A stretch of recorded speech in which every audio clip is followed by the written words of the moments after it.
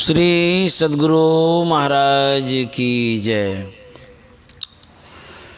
सब घट में गोविंद है, संगी रहे हरि पास। कस्तूरी मृग में बसे, सुंगत डोले घास। कोई दौरे द्वारिका, कोई काशी जाहि। कोई मथुरा को चले, साहब घट ही माही। साहब साहब क्या करे, साहब तेरे पास। साहब तेरे पास याद करू हो बे हाजिर। अंदर धस के देख मिलेगा साहिब नादिर।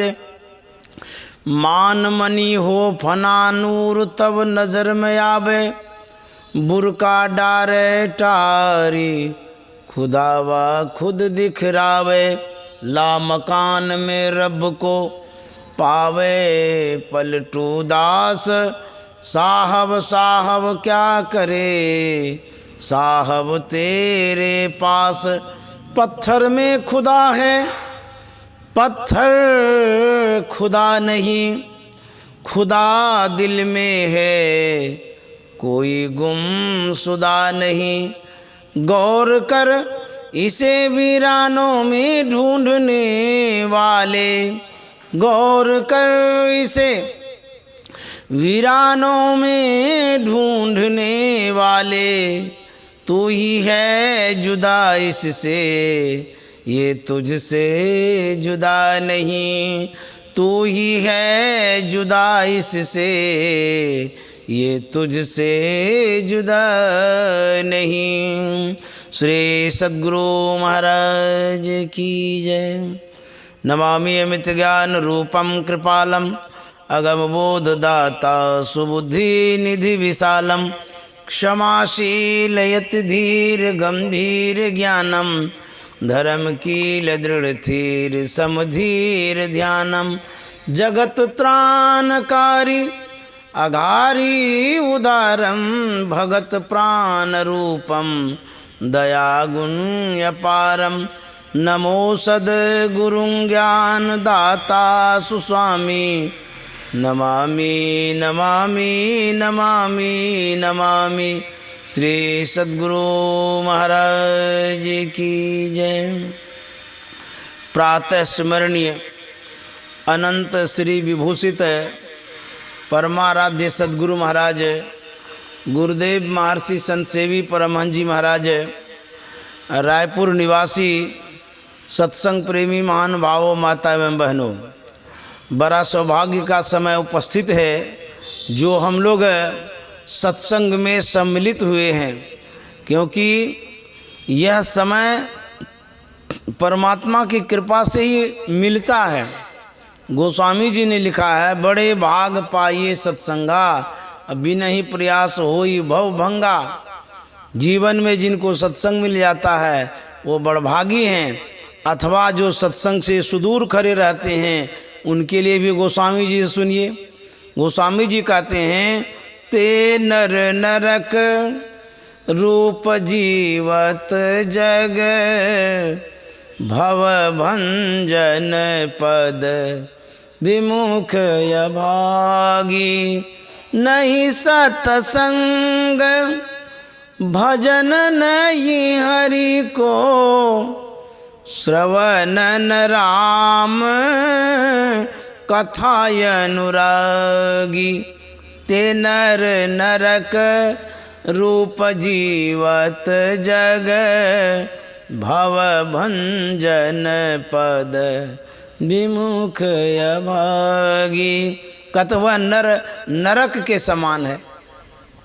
जो सत्संग से हट कर के रहते हैं, अलग रहते हैं, दूर रहते हैं, दूरियां बनाते हैं। क्योंकि सत्संग कल्प वृक्ष के समान है। ज्ञान का कल्प वृक्ष, ध्यान का कल्प वृक्ष और सभी सुख सुविधाओं का कल्प वृक्ष सत्संग है। जो कल्प वृक्ष से कट जाते हैं उनकी कल्पना कभी पूरी नहीं हो सकती है। कल्प वृक्ष को छोड़ करके जो जीता है उनका जीवन अस्त व्यस्त हो जाता है। हम लोग ईश्वर स्वरूप के विषय में सुन रहे थे पाठ में। पहले तो वेद मंत्र सुने, उसके बाद हम लोग उपनिषद वाणी सुने, तत्पश्चात संत वाणी सुने। गुरु महाराज ने सत्संग योग में सभी विषयों को सहेज करके रखा है। यदि ईश्वर स्वरूप पर हम लोगों को कुछ अध्ययन करना हो, जानना हो, तो ईश्वर स्वरूप पर वेद मंत्र, संतवाणी, उपनिषद वाणी, विद्वानों की वाणी आदि सभी बातों को सजा करके रखें। तो जिन विषयों पर आपको जानना हो, जिन विषयों से संबंधित ज्ञान प्राप्त करना हो, उन सभी आध्यात्मिक विषयों को गुरु महाराज ने सत्संग योग में समाहित कर दिया है। सत्संग योग साधारण ग्रंथ नहीं है। गुरु महाराज कह गए हैं कि जब मैं नहीं रहूँगा सत्संग योग मेरा प्रतिनिधित्व करेगा। अब बुझिए कितनी बड़ी बात है। सत्संग योग गुरु महाराज का शरीर ही है। गुरु महाराज शरीर में नहीं है, लेकिन सत्संग योग में यदि हैं तो समझिए गुरु महाराज का उस स्थूल रूप में दर्शन हो रहा है, ज्ञान के रूप में दर्शन हो रहा है। इसीलिए सत्संग योग का सम्मान करना चाहिए और सत्संग योग से पाठ करना चाहिए। हम लोग ईश्वर स्वरूप के विषय में सुन रहे थे। वह जो परमात्मा है, ईश्वर हैं, वेद भगवान कहते हैं, उस ईश्वर को इंद्रियों के द्वारा प्रत्यक्ष करने की चेष्टा करना खेल करना है। जैसे बच्चा खेल करता है, उसी तरह से कहते हैं कि ईश्वर परमात्मा को इंद्रियों के द्वारा प्राप्त नहीं कर सकते हैं। वह परमात्मा इंद्रियातीत है, इंद्रियों से परे है। इसलिए हमको इंद्रियों से ऊपर उठ करके उस परमात्मा को प्राप्त करना चाहिए। सभी संतों ने यही कहा है कि अपने अंदर में वो परमात्मा है। बाबा नानक से सुनिए, उन्होंने क्या कहा? काहे रे बन खोजन जाई, काहे रे बन खोजन जाई। क्यों? सर्व निवासी सदाय ले पा, तो हे संग समाई। सर्व निवासी सदाय ले पा, तो हे संग समाई। काहे रे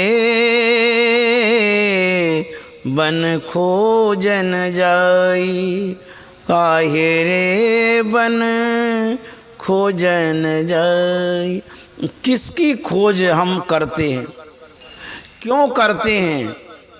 तो संत महात्मा कहते हैं, जो जीव सुख चाहता है, शांति चाहता है, सद्गति चाहता है, वही उस ओर मुड़ता है, खोजता है। सुख खोजने के लिए हम लोग आगे बढ़ते हैं। सुख संसार में नहीं है, विषय में नहीं है। सुख स्वरूप सर्वेश्वर परमात्मा है, तो उसकी खोज बहुत लोग करते हैं। तो बहुत तरह से करते हैं।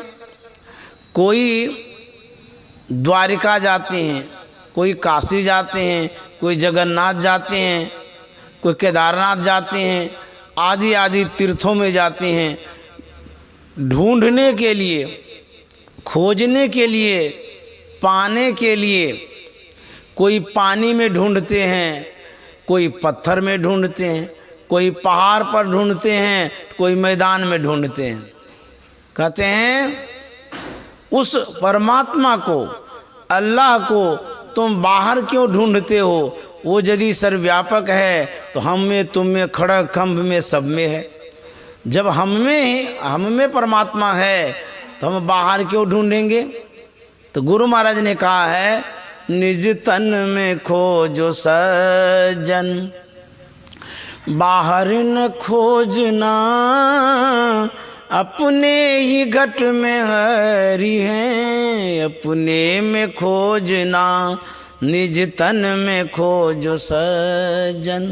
कैसे खोजेंगे? दो नैन नजर जोरी के, एक नोक बना के, एक नोक बना के, अंतर में देख सुन सुन, अंतर में खोजना, निज तन में खोजो सज्जन, बाहर न खोजना, अपने ही घट में हरि हैं, अपने में खोजना। गोस्वामी तुलसीदास जी महाराज को विश्व में सब कोई जानते हैं, उनकी भक्ति के विषय में भी जानते हैं, उनकी उपासना के विषय में भी जानते हैं, आराधना के विषय में भी जानते हैं। वो कितने बड़े उपासक थे और कितने महान संत थे। गोस्वामी तुलसीदास जी महाराज सगुण भक्ति का वर्णन तो किए ही हैं, निर्गुण भक्ति में भी वो कोई कोर कसर नहीं छोड़े हैं। निर्गुण भक्ति के द्वारा ही ईश्वर परमात्मा की प्राप्ति का वर्णन उन्होंने किया है। उनकी वाणी को जब पढ़ेंगे, उनके ज्ञान को जब जानेंगे तो पता चलेगा कि गोस्वामी तुलसीदास जी महाराज सगुण भक्त के उपासक तो थे ही, निर्गुण भक्त के, निर्गुण उपासना के बहुत बड़े भक्त थे। अब अपने अपने नज़रिया से सब कोई देखते हैं, उनके कुछ पद्यों को पढ़ लेते हैं तो समझते हैं कि सिर्फ सगुण भक्ति करते थे, लेकिन उनके सभी पद्यों को जब पढ़ेंगे तो पता चलेगा कि गोस्वामी तुलसीदास जी महाराज निर्गुण के कितने बड़े भक्त थे। जब तुलसीदास जी महाराज ईश्वर परमात्मा की खोज में भटक रहे थे, ढूंढ रहे थे ईश्वर परमात्मा को, राम का दर्शन पाना चाहते थे, तीर्थों में, धामों में, यत्र तत्र वो गए, लेकिन प्रभु श्री राम का दर्शन उसे नहीं मिला। यदि मिला भी तो उसे वो पहचान न सके, क्योंकि सगुण साकार में भ्रम हो जाता है। तुलसीदास जी महाराज गुरु से ज्ञान लेते हैं, सद्ज्ञान लेते हैं, बोध लेते हैं, शिक्षा लेते हैं, दीक्षा लेते हैं। गुरु से अंतर का ज्ञान लेते हैं, विधि लेते हैं, तरीका लेते हैं। उन विधि के द्वारा, उन तरीका के द्वारा, उन भेद के द्वारा साधना करते हैं। साधना करते करते उसको अंतर में प्रभु श्री राम का दर्शन होता है, भगवान का दर्शन होता है, ईश्वर परमात्मा का दर्शन होता है। वो अपनी अनुभूतियों को व्यक्त करते हुए विनय पत्रिका में उन्होंने एक पद में कहा है, यही ते मैं हरि ज्ञान गवायो, ज्ञान गवायो, यही ते मैं हरि ज्ञान गवायो, परिहरि हृदय कमल रघुनाथ ही, बाहर फिरत विकल भय धायो, यही ते मैं हरि ज्ञान गवायो। जब गोस्वामी जी को ज्ञान हो गया था तब उन्होंने लिखा था कि इस तरह से मैंने ज्ञान गंवा दिया। किस तरह से? परिहरि हृदय कमल रघुनाथ ही। वह परमात्मा, वह ईश्वर हमारे अंदर में था, लेकिन हम बाहर में ढूंढ रहे थे। बाहर फिरत विकल भय धायो। कैसे? विकलता पूर्वक, बेचैनी से, अज्ञानता से ढूंढ रहे थे। कहते बाहर फिरत विकल भय धायो। हमारे गुरु महाराज ने लिखा है, खोजो पंथी पंथ, तेरे घट भीतरे, तू अरु तेरो पीव भी, घट ही अंतरे। गुरु महाराज कहते हैं खोजो पंथी पंथ तेरे घट भीतरे। पंथी का अर्थ होता है जो रास्ते पर चलता है उसको पंथी कहते हैं, उसी को मुसाफिर भी कहते हैं, उसी को राही भी कहते हैं। जो चलता है उसको बटोही भी कहते हैं। तो कहता है पंथी, परमात्मा मार्ग पर चलने वाले को कहते हैं, ईश्वरानुरागी को कहते हैं ऐ पंथी खोजो पंथ अर्थात रास्ता ढूंढो। तेरे घट भीतरे, वह रास्ता कहीं बाहर नहीं है, तुम्हारे अंदर में है। और बड़ी अच्छी बात गुरु महाराज ने कहा कि तू अरु तेरू पी भी घट ही अंतरे। तू भी अंदर में है, तुम्हारा पीव परमात्मा भी अंदर में है, जो प्राप्तव्य है वो भी अंदर में है, सब तो अंदरे में है। फिर हो क्या गया है जो हमें परमात्मा की प्राप्ति नहीं हो रही है? गुरु महाराज ने आगे पद्यों में कहा है तू तरी परियो तम माही पीवनी है शब्द में, यही ते परि गयो दूर चलो नी है शब्द में। कहते हैं तू उतरी परियोत्तम माई, तुम अंधकार में आ गए हो, परमात्मा निशब्दम परमम पदम में है, यही दूरियां हो गई है। कहते हैं तू उतरी परियोत्तम माई पीब निशब्द में, यही ते परि गयो दूरी तब चलो निशब्द में। कहते हैं जहाँ से तुम आए हो अर्थात निशब्द से आए हो अंधकार में, अब अंधकार से तुमको निशब्द में जाना पड़ेगा। इसीलिए कहते हैं खोजने के लिए। तो खोजेंगे कहते हैं कैसे? दो नैन नजर जोरी के एक नोक बना के, एक नोक बना के अंतर में देख सुन सुन, अंतर में खोजना निज तन में खोजो सज्जन, बाहर न खोजना अपने ही घट में हरि हैं, अपने में खोजना। गुरु महाराज कहते हैं अंतर में खोजो, भीतर में खोजो। लेकिन लोग खोजता कहाँ है, कैसे खोजता है? गोस्वामी तुलसीदास जी महाराज कहते हैं परिहरि हृदय कमल रघुनाथ ही, बाहर फिरत विकल भय धायो। बाहर में ढूंढते हैं विकलता पूर्वक, बेचैनी पूर्वक। यही ते मैं हरि ज्ञान गमायो गमायो, यही ते मैं हरि ज्ञान गमायो। ज्यों कुरंग निज अंग रुचिर मद, अति मतिहीन मरम नहीं पायो। खोजत गिर तरुलता भूमि बिल, परम सुगंध कहाँ ते आयो। यही ते मैं हरि ज्ञान गवायो। जो कुरंग, कुरंग कहते हैं मृगा को। मृगा के नाभि में कस्तूरी है, उससे सुगंधी निसृत होती रहती है। उस कस्तूरी को पाने के लिए वह ढूंढता है। अब मुझे उसके नाभि में ही कस्तूरी है, वहाँ नहीं ढूंढ करके कहाँ ढूंढता है? खोजत गिरी तरुलता भूमि बिल। खोजता है गिरी, गिरी में ना पहाड़, तरु मन जंगल, लताओं में, बील में ढूंढता है। तो इस तरह से जो ढूंढते हैं कहते उसको नहीं मिलता, क्यों? उसके नाभि में ही कस्तूरी है, लेकिन वो ढूंढता है अन्यत्र। तो तुलसीदास जी महाराज कहते हैं परमात्मा पथ के जो पथिक हैं उनका भी तो यही हाल है। वो ढूंढते हैं परमात्मा को, ईश्वर को। कहाँ ढूंढते हैं? तीर्थों में, धामों में, जंगलों में, अत्र तत्र ढूंढते हैं, अपने अंदर ढूंढते नहीं हैं। गुरु महाराज ने लिखा है सब में व्यापक सब ते न्यारा, सब में व्यापक सब ते न्यारा।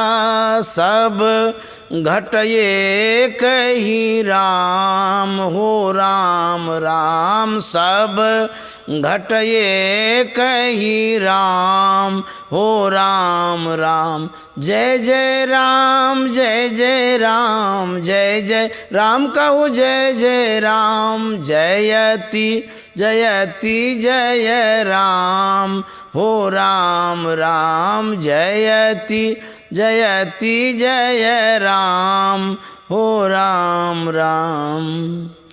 कहते हैं सब में व्यापक सब ते न्यारा। सब घट एक ही राम राम।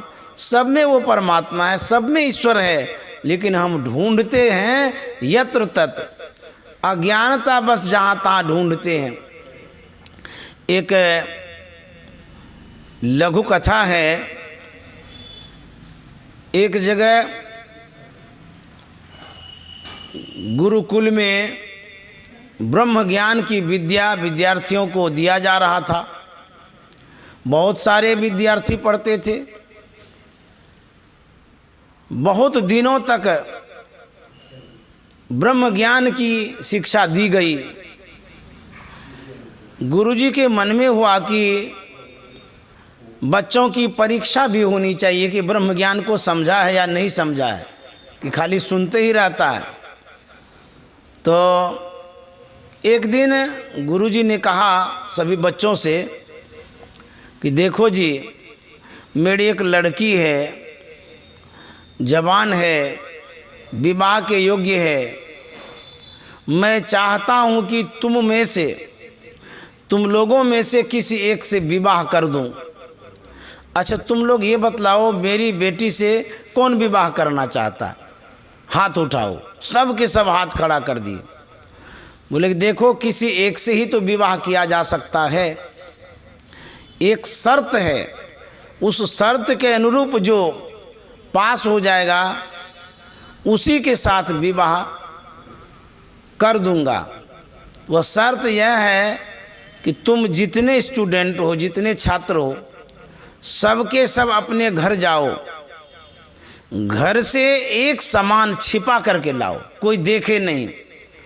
जो सबसे पहले कुछ भी सामान लेकर के आ जाएगा, न उसके माँ देखे, न पिता, न कोई देखे नहीं। यदि वो सामान ला करके मुझे दोगे, जो सबसे पहले देगा उन्हीं के साथ हम अपनी लड़की का विवाह करेंगे। तो सब हर्षित होकर के भागा घर की ओर। दौड़ते दौड़ते सब गया, देखा कोई है तो नहीं। इधर उधर नज़र दौड़ा के देखा तो कोई नहीं है, छिपा करके सामान ले लिया। भागते भागते गुरुजी के पास आया। एक लड़का गया ही नहीं, बैठा ही रह गया। बारी बारी से सब लड़का आते गया, सामान देते गया।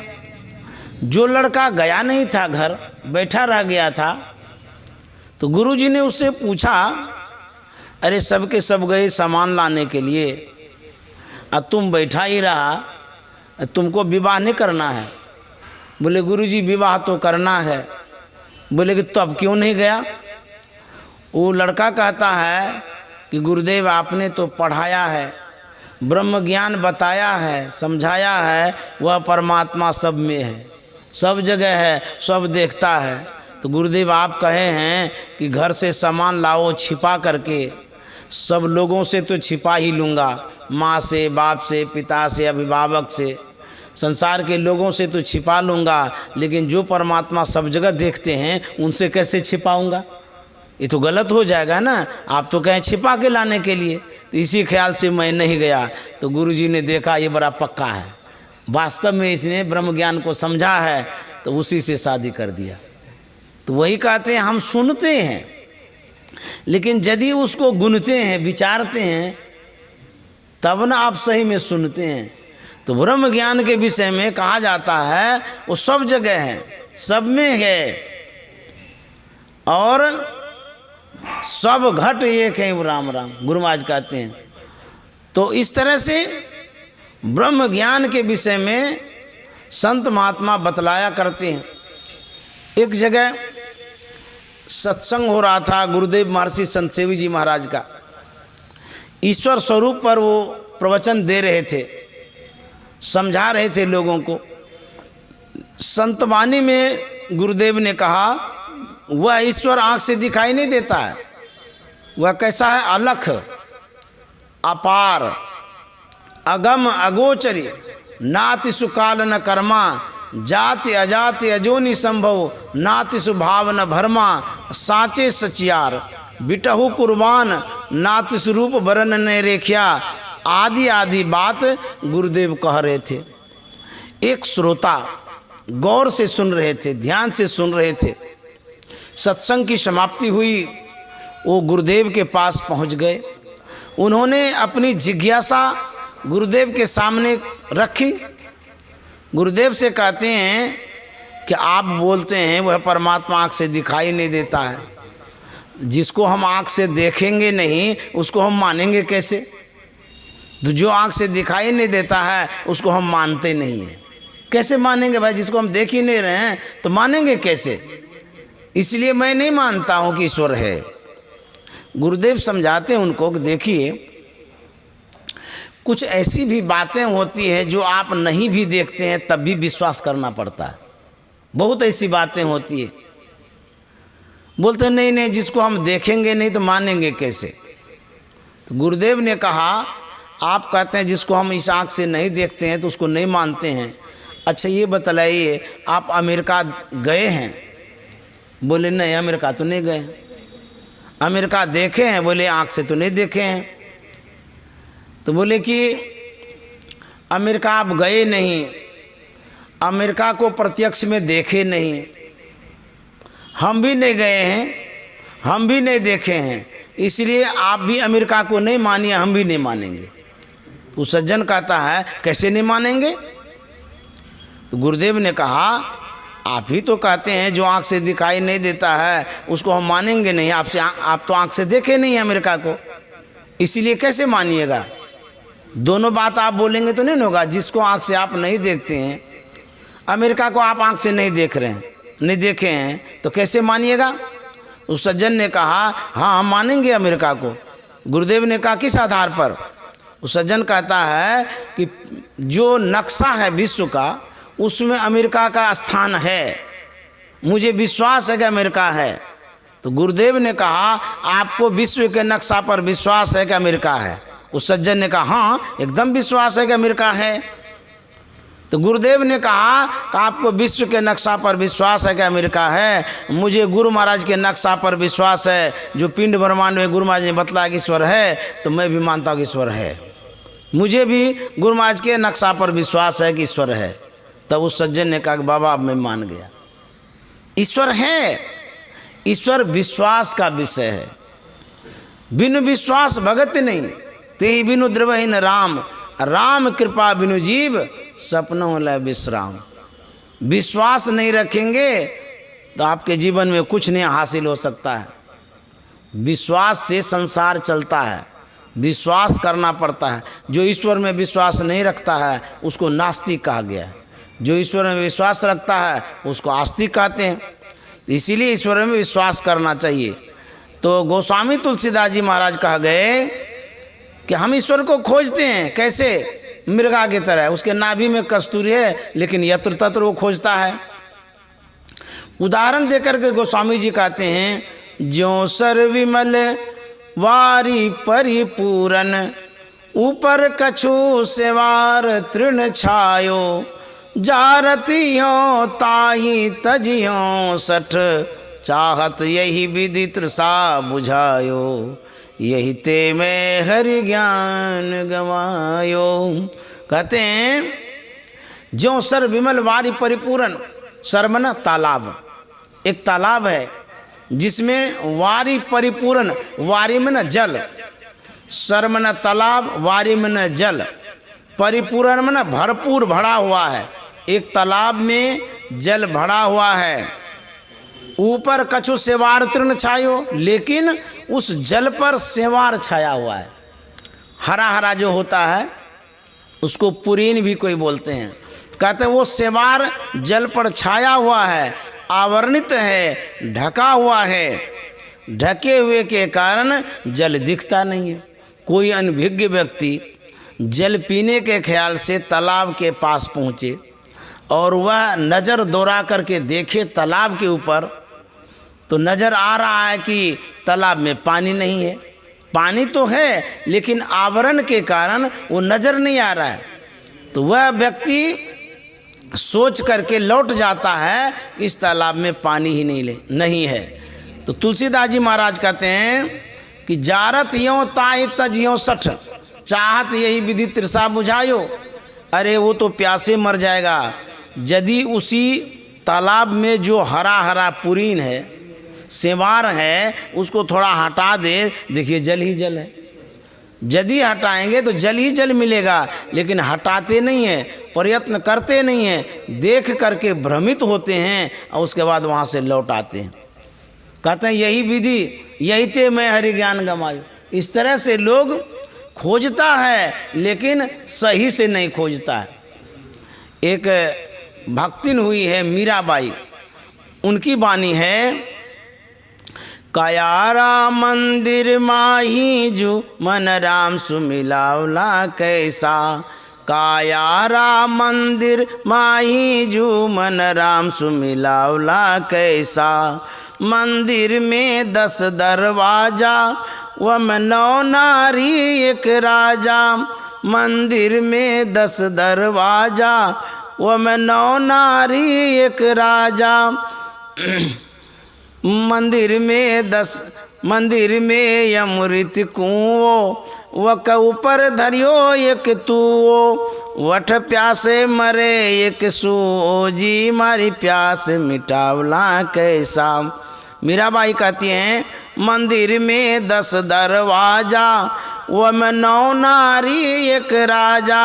वठ बाजे 36 बाजा जी मन रागनी सुनावला कैसा। वठ बाजे 36 बाजा जी मन रागनी सुनावला कैसा। कायारा मंदिर माही जो मन राम सुमिलावला कैसा। काया मन शरीर, इस शरीर रूपी मंदिर में राम का निवास है, लेकिन दर्शन नहीं होता है, मिलाप नहीं होता, भेंट नहीं कर पाते हैं। तो मीराबाई कहती है कि वहाँ मंदिर में अमृत कुओं वह के ऊपर धरियो एक तूओ। वठ प्यासे मरे एक सूओ जी। मंदिर में अमृत का कुआं है। अमृत किस रूप में है? कहते हैं वो अमृत शब्द रूप में है, ज्योति रूप में है। ये ज्योति और शब्द यही अमृत है। कहते हैं हमारे अंदर में ज्योति और शब्द है, यही अमृत है। वहाँ कुआं ही है अमृत का, लेकिन आवरणित है, ढका हुआ है। कहते हैं वो का ऊपर धरियो एक तूओ। तूओ माने ढक्कन होता है। ढक्कन लगने के कारण, आवरण रहने के कारण वठ प्यासे मरे एक सूओ जी। वहाँ पर प्यासा मर जाता है सुग्गा। कौन? जीव रूप सुग्गा। अमृत पास में है लेकिन पान नहीं कर पाते हैं, और उसमें आवरण होने के कारण कठिनाई आती है। एक गुरु भक्तिन हुई है सहजोबाई, उन्होंने कहा है भैया जी हरि रस पी मतवारा। हरि रस पी मतवारा। भैया जी हरि रस पी मतवारा। वो जो आवरण है, जो ढक्कन लगा हुआ है, उससे हरि रस, अमृत रस नहीं पी सकते हैं। तो सहजोबाई कहती है कैसे पिएंगे? गंग जमुन बिच आसन मारियो चमक चमक चमकारा। गंगा जमुना अर्थात ईरा और पिंगला, ये दोनों नारी है। दोनों नारियों के बीच में मध्य में सुषुम्ना नारी है। कहते हैं वहाँ आसन लगाओ, अर्थात दृष्टि योग करो, मन को टिकाओ, सूरत को जोड़ो। कहते हैं चमक चमक चमकारा, तब आपको अंतर में प्रकाश दिखाई देगा। कहते हैं चमक चमक चमकारा, भंवर गुफा में दृढ़ होए बैठे हो, देखियो अधिक उजारा। कहते हैं भंवर गुफा में, अंतर में जो गुफा है, जहाँ शांत है, एकांत है, उसको भंवर गुफा कहते हैं। कहते हैं उसमें यदि बैठेंगे, गगन में, अंतराकाश में, तब क्या होगा? कहता चमक चमक चमकारा। तो ये जो आवरण है अंधकार प्रकाश और शब्द का, इसको हटाना है। गंग जमुन बिच आसन मारियो, चमक चमक चमकारा। गग भवर गुफा में दृढ़ हुए बैठ्यो, देखियो अधिक उजारा। भया जी हरि रस पी मतवारा। ईरा पिंगला ऊपर पहुँचे, सुख मन पाट उघारा। पीवन लगे सुधारस जब ही। पाठ क्या है? तो वो जो कहा गया ढक्कन क्या है? ईरा पिंगला ऊपर पहुँचे। ईरा बाई दाई जो नारी है, कहते उसके ऊपर पहुँचो, आज्ञा चक्र में चलो। ईरा पिंगला ऊपर पहुँचे, सुख मन पाट उघारा। जो आज्ञा चक्र है, कहते उसको उघारो, हटाओ आवरण को। पीवन लगे सुधारस जब ही, दुर्जन परी बिडारा। भया जी हरि रस पी मतवारा। इस तरह से मीरा साजोबाई कहती है, चित स्थिर चंचल मन था का, पांचों का बलहारा। चरण दास कृपासु सहजो, चरण दास कृपासु सहजो।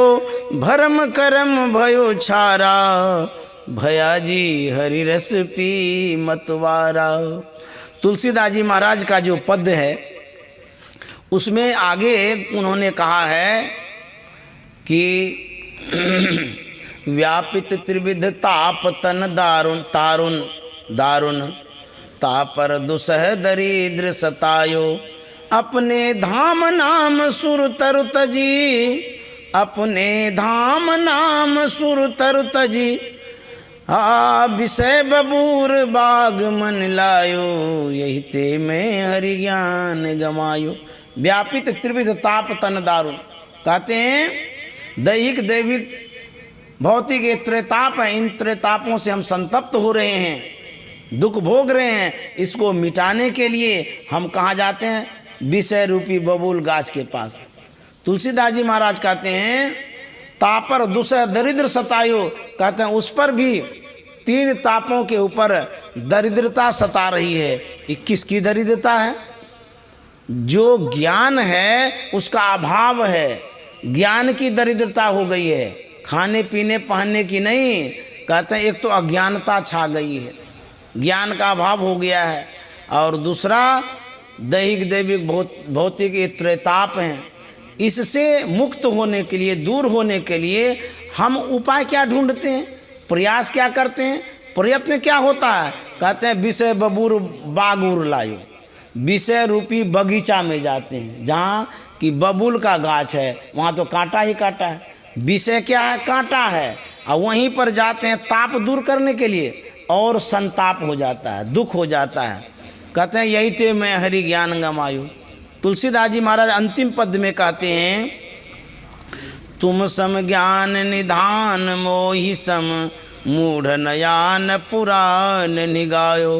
तुलसीदास प्रभु यह विचार जिए, कीजे नाथ उचित मन भायो। यही ते मैं हरि ज्ञान गवायो। यह प्रार्थना का शब्द है, विनय पत्रिका का शब्द है।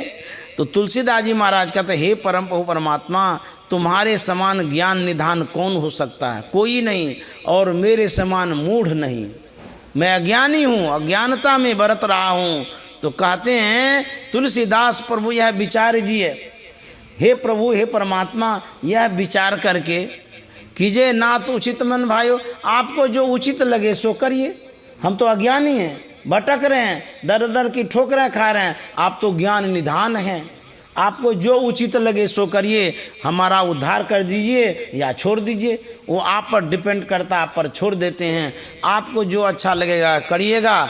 श्री सद्गुरु महाराज की जय। अब जब भगवान के ऊपर छोड़ दिए हैं तो हम लोग भी अब सत्संग समाप्त कर देते हैं। आप लोगों को बहुत बहुत धन्यवाद, साधुवाद। श्री सद्गुरु महाराज की जय।